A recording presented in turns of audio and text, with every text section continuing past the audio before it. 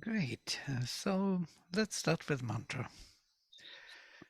Om Vang me manasi pratisthita mano me vachi pratisthita Aviravirma edhi Vedasyama ani stha Shrutam me ma prahasi Anena dhetena horatran samdadhami Aritam vadishyami Satyam vadishyami Tanmamavatu Tadvaktaramavatu Avatu mam Avatu vaktaram Avatu vaktaram Om Shanti Shanti Shanti.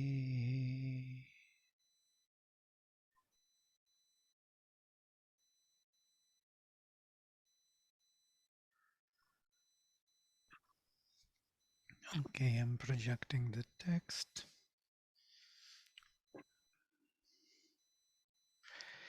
So we stopped at number 8, 72, hymn 72 for Parashara Shaktya, Mandala 1.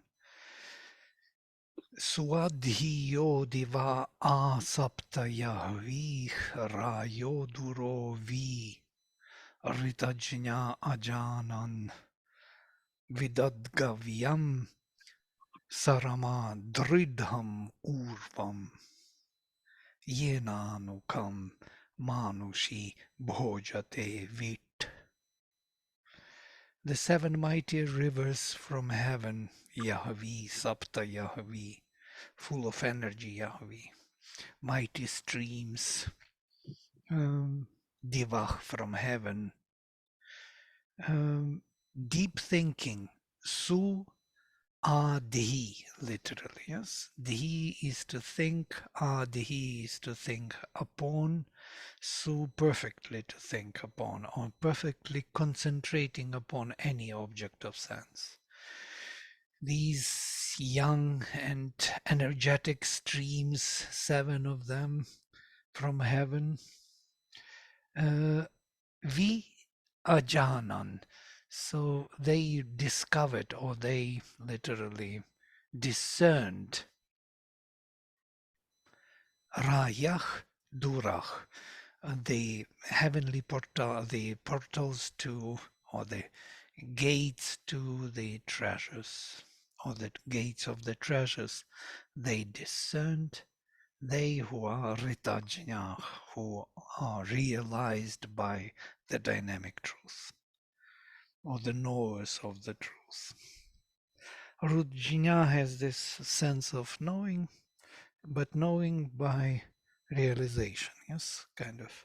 Shobindra translates jnana as self-realization. So ritajna, not just ritavid. Ritavid and ritajna, there are two different meanings, yes. Ritavid would be the one who discovered the dynamic truth, and ritajna is the one who realized in himself the dynamic truth. So these are those who realized in their streams, in their young energies, the dynamic truth. Realized or realizing constantly, yes, by the dynamic truth being activated through them, through their streams. And now Vidat, discovered. Sarama discovered Dridham Gavyam, the strong place of light, literally. Discovered the mass of Reikau, the strong place, the wideness, Urvam. Yena, by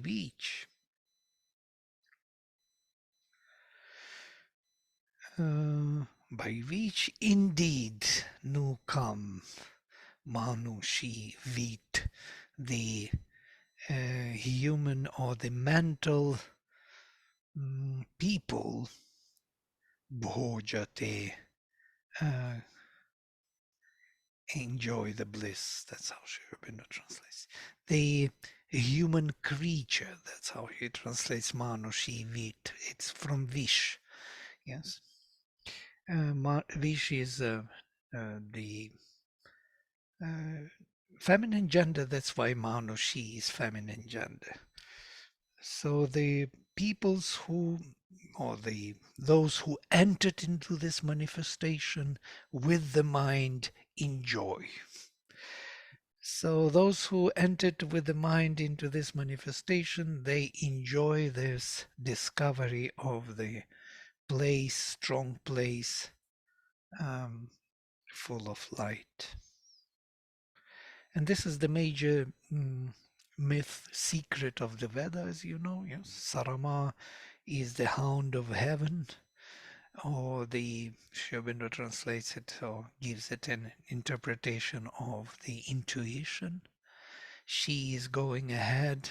Hound has this idea, the symbol that hound, when it is catching the scent, it is kind of flying with it. Yes, it doesn't really concentrate on anything else but on that scent, and it flies through like dogs. They are running, hunting hounds. You cannot stop them. They are totally possessed by that scent because they may lose it and then they lose their track. So this idea of the heavenly hound was used for intuition. When intuition catches the path where it has to go, it flies to that place. So Sarama discovered that hidden place in the subconscious in us where our treasures were piled up over the long evolutionary period of time.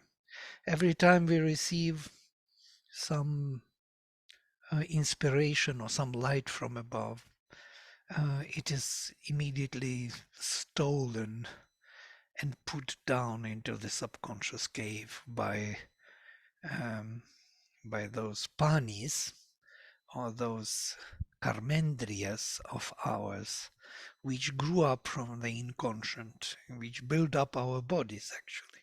These are 5 karmendrias: our word, our hands, our legs, feet, and procreatory and excretory organs. These are all the karmendrias which are connecting us with the outer world, notice, through the body. Body itself built the means to connect itself to other bodies. So we connect through word communication, through hands, yes, because we touch, push, take, and we connect through moving legs. We are kind of can go anywhere, reach something. And interestingly, procreator and excretor organ, because when we consume food, we cast out something which we don't need, and we also conceive, we cast the seed. So these are the only 5 major karmendrias, elements which connect us, bodily connect us with other world outside us. There's nothing else connects us bodily. Kind of amazing because it is in Sankhya very well defined.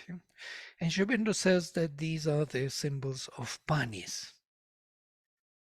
He even gives in his Secret of the Vedas, some of you may have read this, yes? These passages on panis, where he explains that actually they are all from root pan, and many of them are kind of having that idea of pani, pada, pani hand, pada, all from root pan, pad. Some of them are not existing in Sanskrit anymore, but many of them, pada is the word, pada is the leg, or the pani is the hand, payu as the anus, also interests payu. And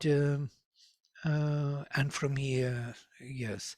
And he says even penis. Penis is only in the Latin language.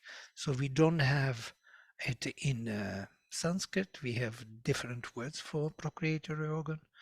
We have other words. But not this. So it's quite interesting. He says they are all from one root because they do something. They develop the means of communication which are grown from the inconscient, and because of that, panis do not have the capacity to sacrifice. They grew up in self-assertion. They need the light. They grab the light every time it comes, and they store it in the subconscious cave because they do not know the true value of this light, but they know that it is valuable, as it were.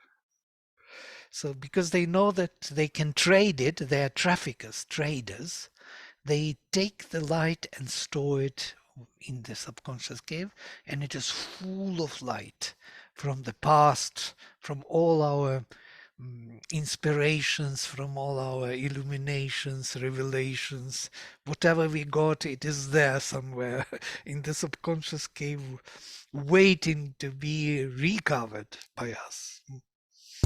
So when Sarama, as a messenger of Indra, actually, runs and finds that subconscious cave, which is named Vala. Vala is the enclosure from root vri, actually, from which vritra, the obstructor. So this Vala is holding the Cave of Wonders, as it were, in Aladdin, you remember? The Cave of Wonders, it is that Cave of Wonders. And there is genie somewhere living there in the lamp. So all those treasures are waiting for us to be discovered. When Sarama runs there, rushes into that subconscious cave, she meets Panis. Panis stop her and say, let us trade, let us bargain. That's what they can do. They can't do anything else. They have to make an agreement, a contract. Let us have a contract. That's how they work. So we will be kind of following even your master if we make a contract with you. Let's trade our valuables. And Sarama says that no, trade is not possible. When Indra will come, he will destroy you. And that is it. But interestingly, Sri Aurobindo says that panis are actually not our enemies. They are actually incapable of doing the sacrifice. Simply incapable. They do not know how to do it. Yeah? They never did it. They grew up from the inconscient as the means of communication of this inconscient body, but they do not know how to really do the offering to the divine, how to love the divine. Yeah? They know how to survive. They are the survivors. Yeah? They are, and it's quite amazing to think of it.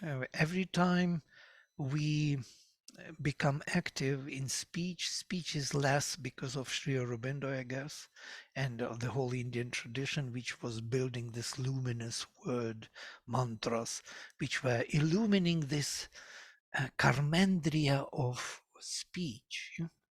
It can be illumining. Yeah? But the hands, the action by the hands, legs, and especially procreatory and excretory organs, connecting us with food, notice, and with sex, food and sex, the lowest two chakras, which are the biggest problem for our spiritual progress. It's the only big problem, yes?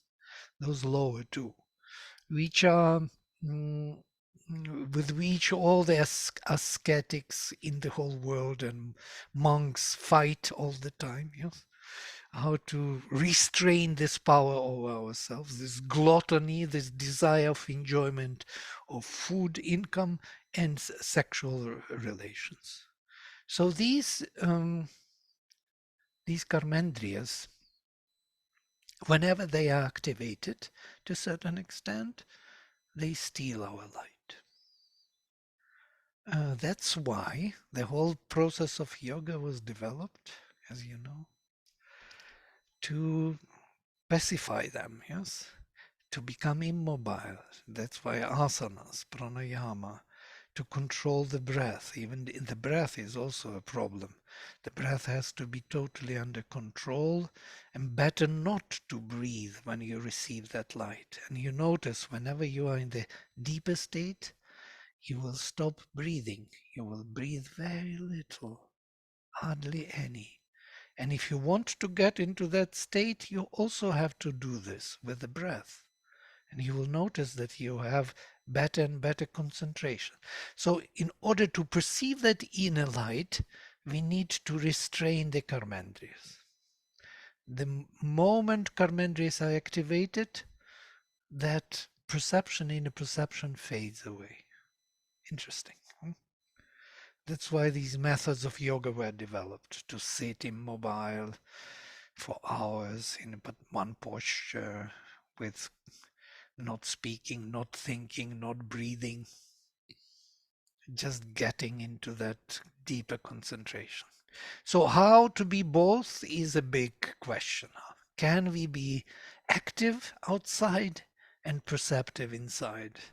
This was the biggest dilemma for humanity. And it is not solved. The same question, with the same question, Pavitra comes to Sri Aurobindo and says, I don't know what to do. You know, in the meditation, when I'm in the state of meditation, I get the light, I'm connected. But the moment I start doing something, it fades away.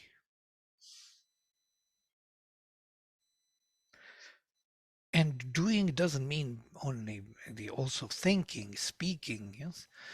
Any any outer activity, any connection to the outer world takes away our inner perception.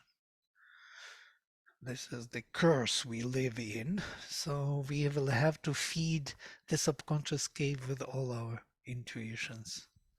Until, of course, Indra comes and Sarama, and this is the secret of the Veda, that that cave of wonders can be discovered, and those cow lights, herds of the sun, released. A new sun can be created, new heaven from within our material being. So within our most inconscient being, there is hidden the spiritual light. So these streams, they know the gates to the treasures. These inspirations, Sarama is one of them actually. There is Saraswati Ila, Saraswati Mahi, and also Sarama is one of those rivers. Yeah? There are 7 of them, Sri Aurobindo says, and he names only 4. And these are Ila, Saraswati, Mahi, or Bharati, they're different names for the same stream, and Sarama. Sarama is also associated with the dawn and with Dakshina, but it is actually a kind of intuition, the lightning of intuition, which is finding the hidden treasures. And then she leads Indra there. She cannot actually do anything with Panyas, cannot release the cows. Indra has to do it, or Brihaspati with his cry, or Soma, Agni, Indra. These are the godheads who release the hidden treasures. I'm sure you are familiar with these myths of the Veda.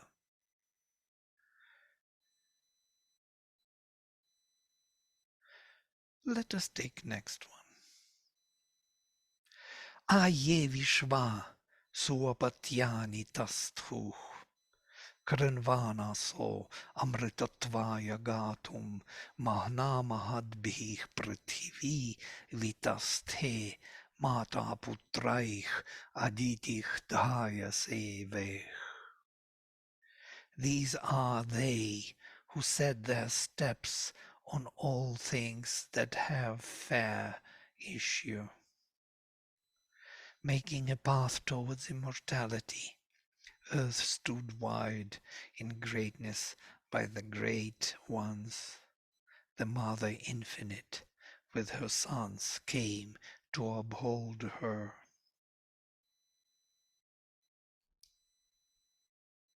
Ye who Suapatyani tastuch, atastuch, yes, who set their steps literally, who moved us forward literally onto Suapatyani, on all things that have fair issue. Suapatyani. I translate it a bit differently. Those who turned towards the perfect universal deeds. It's interesting that apatya, Sri Aurobindo speaks on this word, gives the whole explanation. He says that it connects us with Tamil, ancient Tamil. Tamil was part of the all the ancient Vedic culture. And then it separated in very early stage, it separated, and that's why all gluten, all these Dravidian languages, which are agglutinative type, are different from Indo-European languages. But he says they have the common origin. And so apatya is one of those words from which appa father, yes? From here apas, waters, and apas is action. From here apatya is offspring also in Sanskrit, yes? So we don't have appa word anymore, but we have apatya as offspring, the production of the father. So this connection between Tamil and Sanskrit, only Sri Aurobindo points out to these, uh, words. Amma, he also takes Amma as Amba, very ancient Sanskrit words, Amba. Yeah, still in Tamil, Amma. Nowadays we call Ammas only the servants who are coming to work, you know. It's a very nice way to say it, yeah, Amma, mother. It's very polite, very beautiful. Yes, somebody is saying something. Yeah, I was saying when I have to address mother, like if it's coming in from a very like naturally, then I address her as Amma. So if I journal, like if I write letter to the mother, and if I have to just share something, so it doesn't come as mother, but it comes as Amma. So it's like I always. Interesting, yeah. So it's very, very ancient word, Appa and Amma. We find these words in all these, Uralo-Altai family languages. We find this in Korean, in Hungarian language. Yeah? Appa, Amma, Oppo, Ommo, they say in Magyar, in Central Europe, because they come from the Asia. So this has a very deep origin. So suapatyani, those apatyas, those fair deeds, deeds are always connected with the idea of creating something which will endure in time.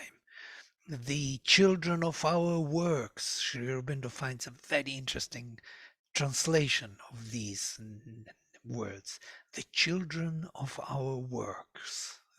So our efforts will give some offspring, will endure in time, will have results which will continue. Yeah? So these are the fundamental archetypal ideas of the Veda. So Soapatiyani is those perfect deeds in the material substance, because apas is the lower waters of the inconscient from which Purusha was created actually. They are creating, making, shaping the path to immortality. Krenvana sah, interesting. Shaping, making form. Amritatvaya gatum, to move towards immortality. Create the path towards immortality. So our perfect deeds create these paths towards immortality. So every time we do something which is transforming our nature, it is one step closer to immortality. Mahna mahadbih prithivi vitasthe. Earth stood wide in greatness by the great ones. Prithivi vitasthe. Vitasthe stood wide. It's in English it's difficult to combine these, to stand wide, but it makes sense, yes, to be steady in the vastness, to stay wide, extended. And prithivi, interestingly, from root prithu, prath, to extend also. Prithivi is the vast one, the wide one. So mahana, by the greatness, mahadbih, of the great ones, Prithivi, the vast one, stood wide. This is how it sounds. Mata putraich, and the mother with sons, Aditich, the Aditi mother, Dhyasi vech. Um, Dhyase, to support, literally, no? To uphold. Vech came.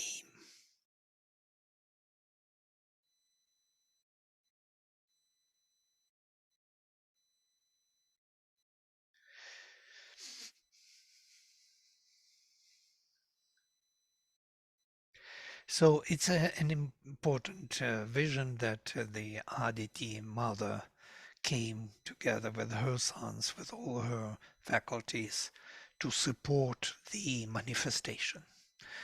It's already a big shift, because if Varuna, Mitra, Yaman, Bhaga, all of them come down to support the material manifestation in matter, Prithvi, so with these great ones and the greatness, she stood by the great ones. So all that already is effectuated. The whole sacrifice is effectuated. So all the powers of transcendental mother are um, involved in sacrifice. So, Vladimir, this is also very symbolic, right? It Hmm. can happen in us. The Oh, it earth, is all in us, yes. It's all about what is happening within us. Yes, correct. Rigveda is all about what is happening within our consciousness Mm. and being. Notice Rigveda is not speaking about consciousness in abstract way, as it is later becoming more and more kind of because of mental structure of consciousness. We separate the consciousness from being. We separate the spirit from matter. And this is our biggest problem to understand the Rig Veda. Mother says this separation was done long ago, and Sri Aurobindo speaks about this separation. We spoke about this many times, how it happened. It happened because, as he says, of the failure of Vedic rishis to sustain that oneness. Yeah? Because humanity was not ready and couldn't really sustain this oneness of spirit and matter. So the whole path was separated on two. That one part, India, went for spirit, and the West, the Chaldean tradition, went for the power. and manifestation in nature. And from there, the development of alchemy, and finally of science and materialistic science. The whole materialism went on to another, because the two could not be maintained in one process. So there was kind of divine decision to split them into two. And now they come back together again with Mother and Sri Aurobindo. Mother is from the West, Sri Aurobindo is from India, and they come and bring these two halves into one again. And that's how Veda started to be clear to us, understood by us, because of Sri Aurobindo and the Mother coming together. Actually, there was no other way.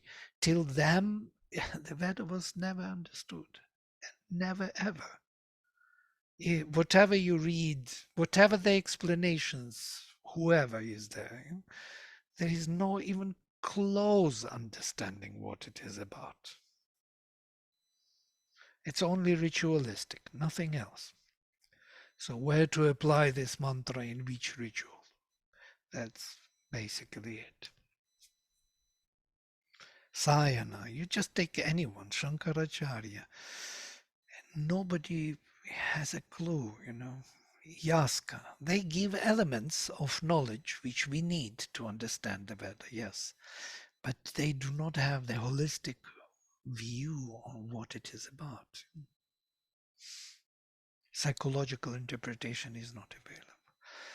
Of course, there is Dayananda Saraswati, the Arya Samaj, and he was the first. Sri Aurobindo was of high opinion about him because he was the first who actually interpreted the Veda in the psychological way.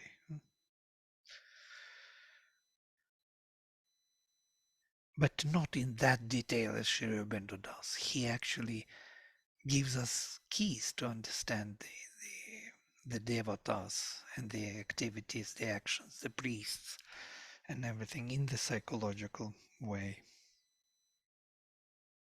So when Mother, you can imagine when Mother Infinite, with all her powers, comes down to support the manifestation of the vastness of nature in the spiritual way, what it means actually. Yeah, you can only imagine. The divine being, the purity of the divine being, the luminosity of the divine consciousness, the divine power, the divine bliss are all here to support the growth of the material manifestation. It is a great revelation of achievement. And it happens after that, after these self-realized in the dynamic truth young seven streams discovered, when Sarama discovered the the hidden treasures, and these streams know the gates to those treasures, and that's by which the human beings enjoy the manifestation. After that, this is the realization.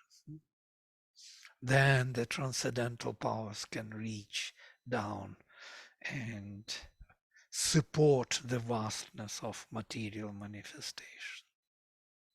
And the last verse of this hymn is here. Adhishriyam nidadhu charum asmin divoyat akshi amrita akrinvan adhaksharanti sindhavo nasrishtah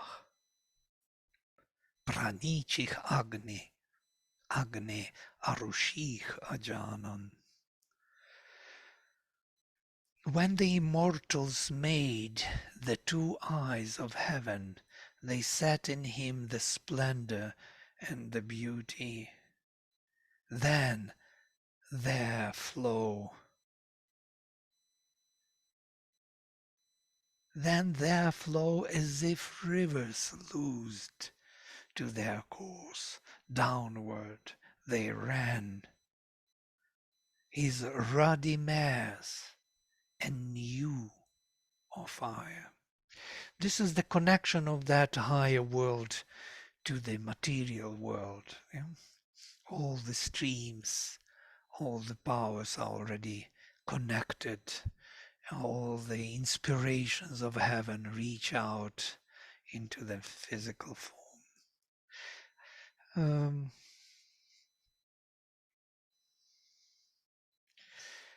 The immortals, Amrita Akrinvan, made, yes, made Adhishriyam, above the glory, Ni Dadhuch, established within and about. Dadhuch, Ni Dadhuch, established within. Adhi Dadhuch, established above. So interestingly how Rishi plays with the prefixes. Yeah? Adhi, above the glory, inside, established.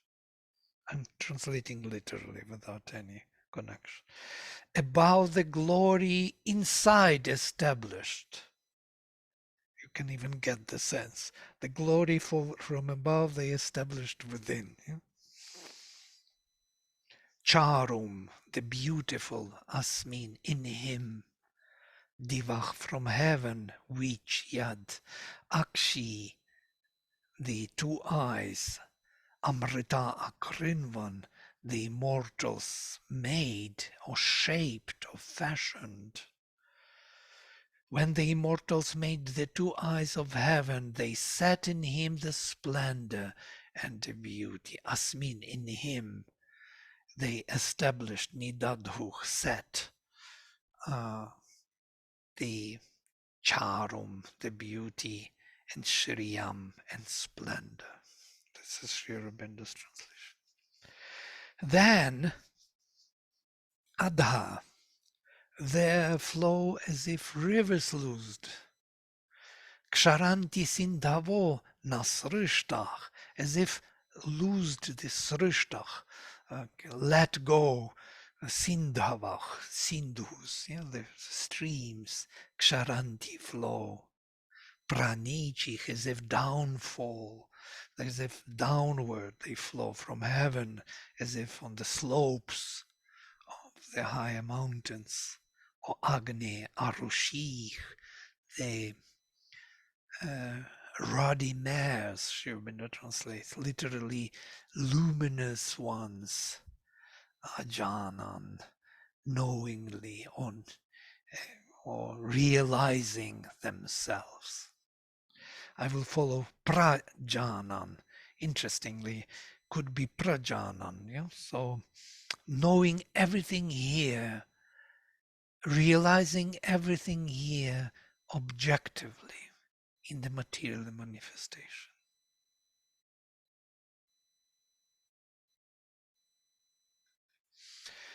I'm just following Sri Aurobindo's kind of explanations of these terms and verbs. Prajna is to know objectively, to know things as such. So if it is praajanan, so they have known everything here, they realized everything here, reaching down reaching from the up down, these luminous powers, mares, as he translates them, ruddy mares. They realize all here.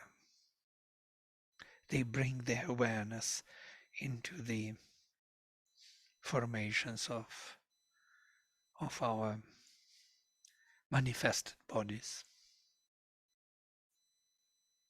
By the way, only by these powers from the beyond we can understand the meanings of our manifestation, and it is totally justified in that sense. We cannot know anything here by its own means. We need the higher means, the higher consciousness to really see what is going on here. To understand, as Sri Aurobindo says, to understand the mind, we need the supermind. We can't understand the mental operations without discovering the supermind. It will be always a puzzling thing, what is going on really, how mind functions. Okay, this is the hymn. If you have some thoughts, ideas you want to share, please. I have a quick question, Vladimir. Oh, What does it mean to know objectively? objectively, yeah, prajnana. We have to come again back to these samjnana, ajnana, vijnana, and prajnana. Can you So, give an example, maybe, of what kind yeah, of? we can touch upon this. There are ways, there are secret operations of consciousness, yes? And they are all needed for consciousness to function. And this is amazing. So when we think we are aware of something, it's not a simple act of awareness. It requires, if we split those elements which are taking place while we are aware of anything, we will find 4 secret operations. That's what Sri Aurobindo discovered. He has this in the Kena Upanishad. You can find it. Example I was giving long ago, some example on it. Yeah? Samjnana is inbringing of apprehensive consciousness of the image of things in order to know it through feeling. This is knowledge by an identity. Yeah? So that's why I was kind of objecting to that it is comprehensive cognition, knowing this. Yeah? So apprehensive cognition, what it means, I recognize some form, yeah? And then I connect this form with myself so I can feel it. Yeah? I make it my own. I become the form. Sri Aurobindo says, I know my body because I have become the body. Yeah? So I identify myself with this thing. So I feel it because I have become it. I take it into myself and I'm just feeling it as myself. This is the only way to know. Samjnana. Samjnana is interesting. It can be translated as consciousness. Yeah? Sam is kon, the same in Sanskrit, together. Consciousness, to become aware absolutely. Yeah? So then I was thinking that the one of the hidden levels of consciousness is what Sri Aurobindo calls the subliminal, which is Yeah, active all the time, even though we're not aware of it. right. He speaks about these 4 secret operations which are taking place even if we are not aware of what is going on. So on the surface we are not aware, but our deeper mind, deeper kind of listening, hearing, thinking is constantly attending to everything what is happening. So, for example, I'm talking to you now and there is a car or some running there and I'm not aware of it, but I heard it and some deeper consciousness in me registered that. Yeah? And if I want, I can go into a deep meditative state or some, hypnotic state and recover that I was attending actually, only I didn't register it on the surface. So this is that subliminal, and it goes even inwardly, not only outwardly. I just gave example of outer uh, reception, but there is inner reception is going on the same way. Yeah, all the movements changes, and we are moving physically in space with a huge speed, and we are registering billions of things. Yes, but we are not aware on the surface.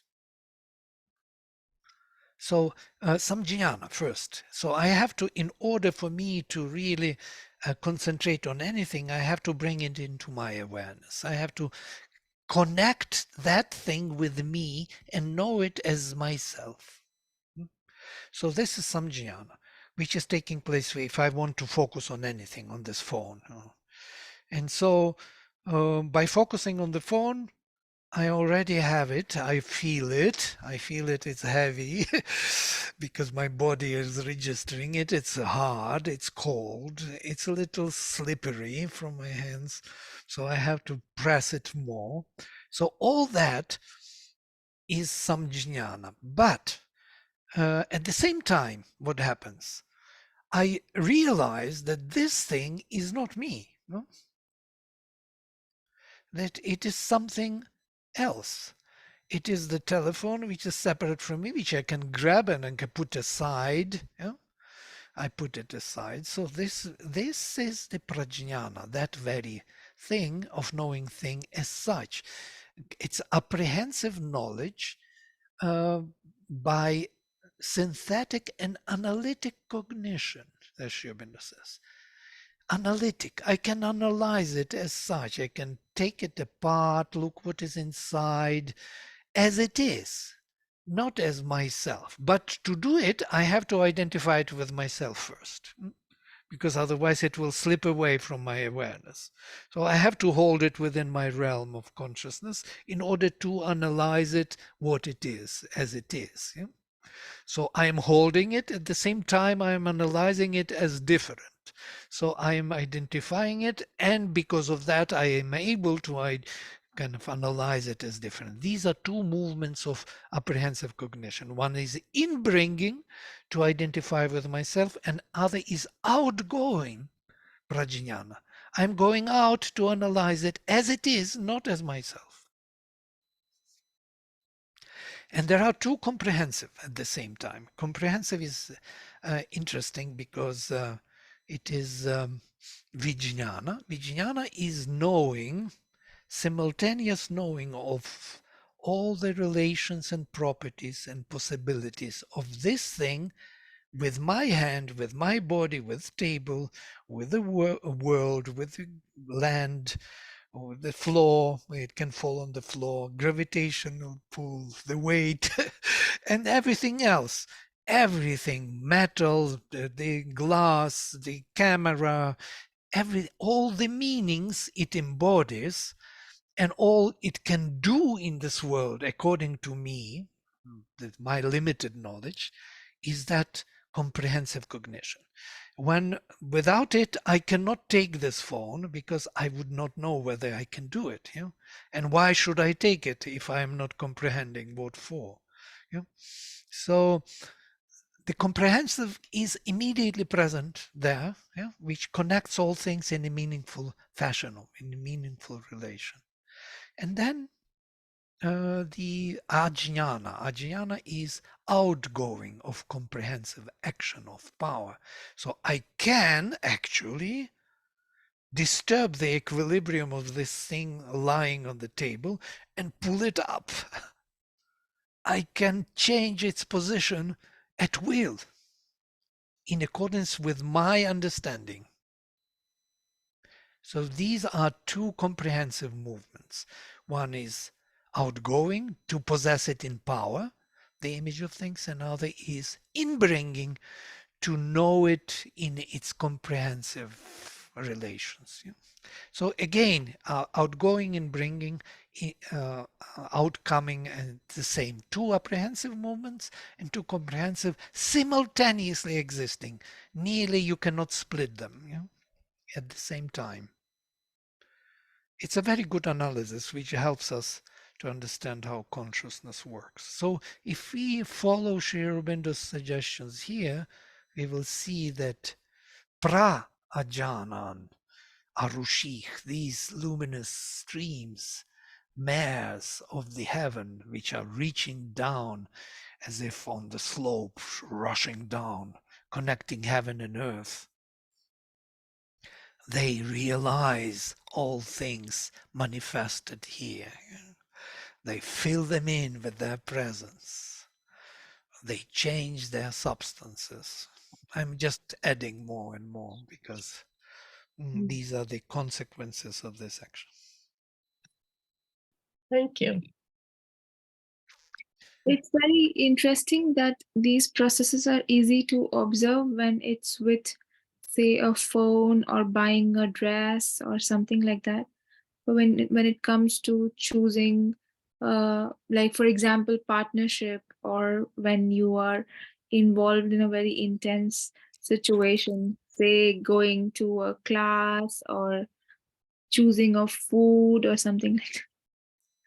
Well, yeah, these operations of consciousness, they are not judgmental. They are not deciding whether it is good or bad. They are just there. Yeah. Everything else is something else. They will be in the same choosing a partner clause, so it doesn't matter. Thinking something, choosing the thought, you will do the same inwardly and outwardly. There will be all four there simultaneously, because otherwise we cannot operate. Yes. Vladimir, what is the sense of this wideness that is always being talked about? Can you give some idea in words? What is the wideness? Yeah, Satyam Ritam Brihat. Yes, this is the Yes. part of the truth. Truth is wide. It cannot be narrow. It can be dynamic, but it has this application which is, you know, for all. For it's like archetypal truth, which can be applied as a root, let us say, as a etymon, can be applied in many contexts, creating many meanings. It has the vast application. It is not chosen by the mind. Mind is one of those applications.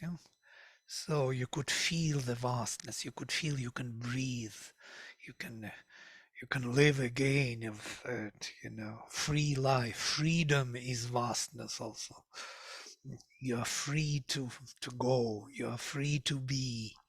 That nothing is restricting you, making you small. Nothing is narrowing down your perception. Uh, Nothing is holding you back. Yeah.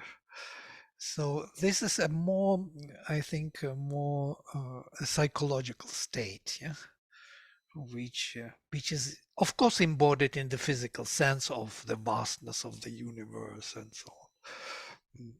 But psychologically, we feel like this when we are achieving that, as um, Vivekananda was describing nirvanic consciousness. He was describing it as the ocean, the deep ocean, absolutely calm, with no ripple on the surface. And you see that infinite ocean calm with no ripple on the surface. So it gives you a sense of what it may be. It's very substantial. It's not empty. Yeah?